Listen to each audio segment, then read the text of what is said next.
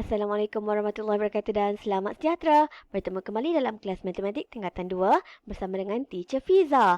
Baik, hari ini kita akan masuk bahagian terakhir, graf fungsi, di mana kita akan belajar mentafsir graf fungsi, seterusnya menyelesaikan masalah yang melibatkan graf fungsi. Kita lihat kepada soalan yang pertama. Rajah di sebelah menunjukkan graf fungsi y sama dengan 2x tambah 2. Berdasarkan graf, tentukan nilai y apabila x sama dengan 2 dan nilai x apabila y sama dengan 4. Apa maksud dia ialah? Okey. Baik, macam ni ya. Kita tengok x. Soalan pertama, x sama dengan 2. Jadi, tengok di x, 2. Kemudian, kita ambil pembaris, halakan bacaan ini ke atas. Kita pergi naik ke atas. Kamu kena pakai pembaris lah, luruskan dia, follow sahaja ke atas daripada x sama dengan 2 ya, sebab dia kata x sama dengan 2. Jadi kita naik. Di manakah dia berhenti sampai kita jumpa graf? Okey? Di situ graf kita. Jadi kita bawa dia ke tepi. Tengok berapakah bacaan pada y dia. So kita dapat y sama dengan 6. So, sini 6 kan? So, y sama dengan 6. Soalan kedua. Cari nilai x apabila y sama dengan 4. So, y 4. Ni 4 kita. So, y 4 sini. So, kita halakan dia menuju ke graf pula. Sama macam tadi. Sampai je dekat graf, kita berhenti dan turun ke bawah, pergi ke x. Jadi awak kena pakai pembaris ya. Supaya dia tak lari macam ni. Dia lurus sahaja. So, dia akan sampai ke 1. Maka, nilai x sama dengan 1. Ini sahaja cara untuk mentafsir graf. Senang kan? Kita baca daripada graf tersebut antara x dengan y. Baik, kita tengok contoh yang kedua. Graf fungsi di sebelah, di bawah ni lah, menunjukkan pergerakan sebiji bola yang dijatuhkan dari ketinggian 4 meter. Okey, maksudnya ada satu bola dilepaskan dari ketinggian 4 meter di sini. Berdasarkan graf, tentukan jarak bola itu dari tanah pada minit pertama. Okey, graf ini menunjukkan tinggi dalam meter dan melawan masa dalam minit. Jadi soalan minta minit pertama. Apa maksud minit pertama? Minit pertama ialah sama dengan 1.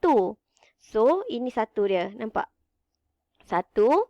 Dan kita halakan ke atas macam ni. Putus. Sampai je kat graf, kita akan pergi ke hala ke y. So, dapat berapa ni? Y atau meter, tinggi dia ialah tinggi sama dengan 2 meter. Ikut ukuran yang diberi, unit yang diberi pada paksi tersebut. Okey, soalan kedua. Masa bola menyentuh tanah. Apa maksud menyentuh tanah? Maksudnya ketinggiannya kosong. So, kita pergi kepada ketinggian kosong. Di manakah graf itu berada? Di sini kan? So, jawapan dia ialah masa ke berapa? Masa ialah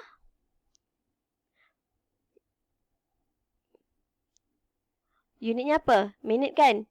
Minit ke berapa? Minit ke 2. Kenapa? Sebab di sini bacaan dia ialah 2. Ni minit pertama, minit kedua, minit ketiga dan minit keempat seterusnya. Okey?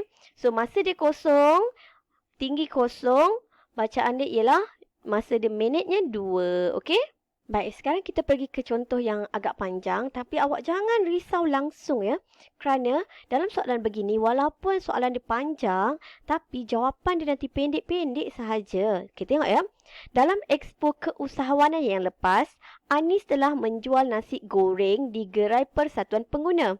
Graf di sebelah graf ini menunjukkan bilangan bungkus nasi goreng yang dijual dengan keuntungan yang diperoleh Anis. Okey, berdasarkan graf, berapakah keuntungan yang diperoleh Anis sekiranya dia berjaya menjual 20 bungkus nasi goreng? Okey, pertama sekali awak kena tengok graf ini menunjukkan apa. Okey, graf ini menunjukkan keuntungan dan juga bilangan nasi goreng. Jadi, apa yang awak perlu lakukan ialah kita mentaksir satu persatu. Dia kata menjual nasi goreng pada 20 bungkus. Di mana 20 bungkus nasi goreng? Okey, ni bungkus. Bahagian paksi mendata ini ialah bungkus nasi goreng. Jadi kita tengok 20 yang ini. Okey, halakan dia ke arah graf. Okey, naik macam tadi. Sama je kita buat garis putus-putus yang lurus ya. Menuju ke graf dan graf itu berhenti di sini. Dan halakan dia ke arah paksi yang menegak itu. Iaitu keuntungan dia. Berapa keuntungan dia ni? 10. So, RM 10. Macam tu je kan? Pendek je jalan kerja je. Okey, kedua. Jika Anis mendapat keuntungan sebanyak 20. So, kita akan pergi kepada paksi keuntungan. Paksi keuntungan yang mana? Paksi yang tegak tu. So, kita akan pergi kepada paksi yang tegak 20. So, di mana 20 kita? Di sini. Okey. Dan berapakah bungkus nasi lemak dia? Nasi goreng dia. So, kita halakan menuju ke graf. Pergi ke graf daripada 20 tadi. Lurus-lurus ya, awak pakai ruler. So, sampai dia dekat graf, kita hala ke bawah. Turun, putus-putus. So, dia berhenti dekat mana? Dekat 40 bungkus nasi goreng. So, jawapan dia ialah 40 bungkus nasi goreng. Bungkus nasi goreng. Okey. Senang kan? Seterusnya, berapakah keuntungan Anis jika dia jual 26 bungkus nasi goreng? 26 bungkus di mana? Ni 25, 26 dekat sini. Kita kena kira daripada 20 ni tambah lagi sampai 6 kotak selepas itu. So, sama macam tadi kita halakan ke atas. Putus, lurus.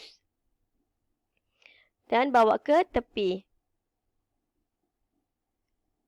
Alright. Okey. Kemudian awak kena tengok di sini. Unit dia jarak menaik 5. Dekat sini ada 10 kotak.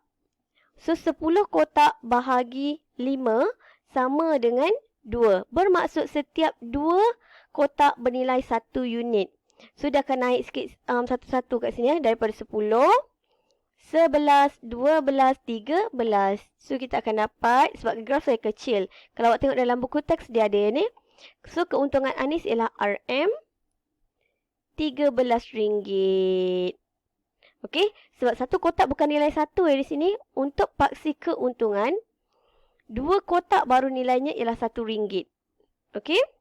Seterusnya, soalan terakhir. Berdasarkan trend graf tersebut, okey, kalau awak tengok trend tu maksudnya ialah bentuk graf itu. Graf ini lurus sahaja. Ini ialah graf linear. Okey, awak dapat tengok dia ialah graf linear. Ramalkan, okey, maksudnya ramalkan, awak kena cakaplah, bagi tahu berapakah keuntungan Anis jika 60 nasi goreng berjaya dijual. Okey, 60 tu di sini. Agak-agak berapakah keuntungan dia? So, kalau kita sambung graf ni, di mana dia akan berhenti? So, awak boleh tengok trend dia. So, dia naik 5, 10, 15, 20, 25. So, selepas ni mesti apa?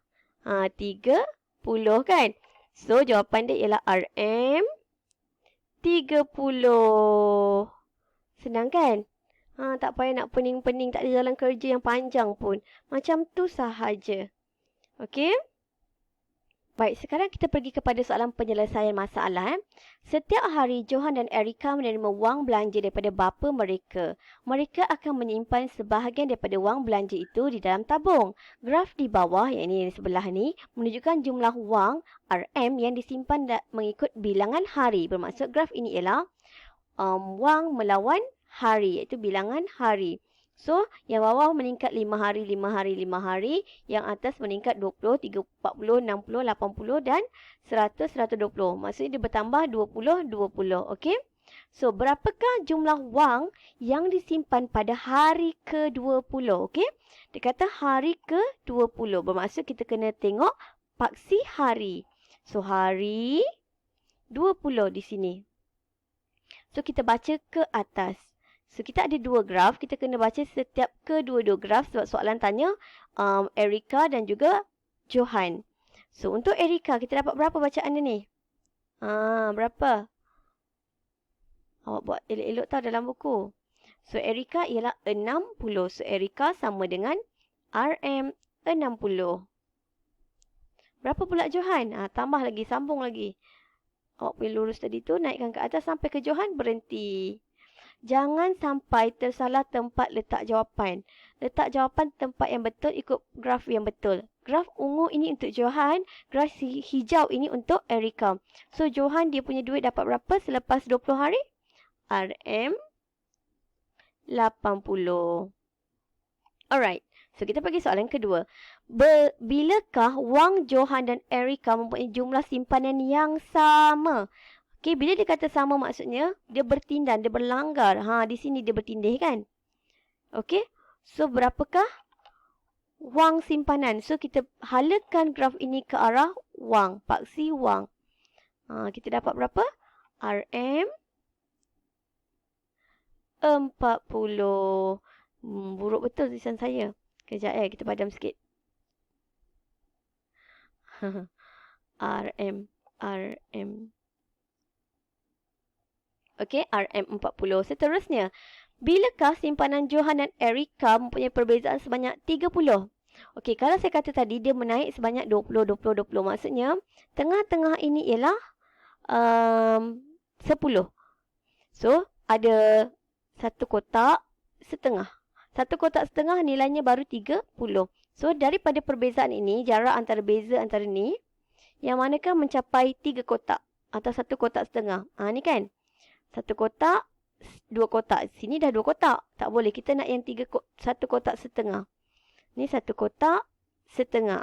Di sinilah dia punya perbezaan sebanyak RM30. Dia nak apa? Bilakah? Bilakah menunjukkan masa, menunjukkan hari. Okey. So, di sini kita turunkan ke bawah. Hari ke berapakah? Nilai beza duit mereka ialah RM30.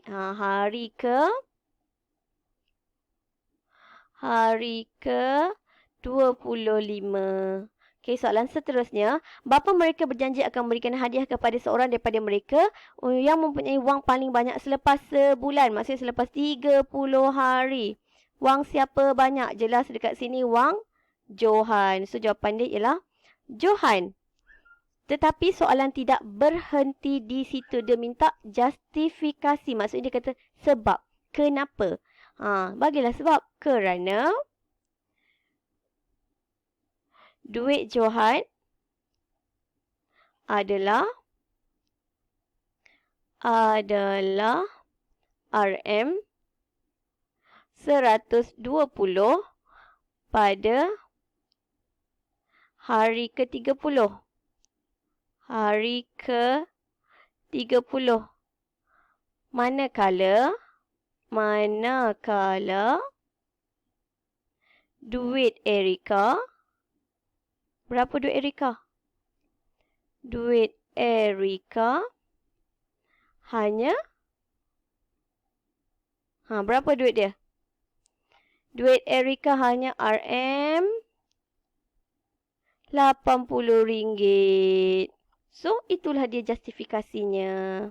Baiklah, itu sahaja untuk bahagian mentafsir graf dan juga menyelesaikan masalah melibatkan graf fungsi. Okey, sekian. Terima kasih dan selamat belajar. Jangan lupa like, share and subscribe. Bye!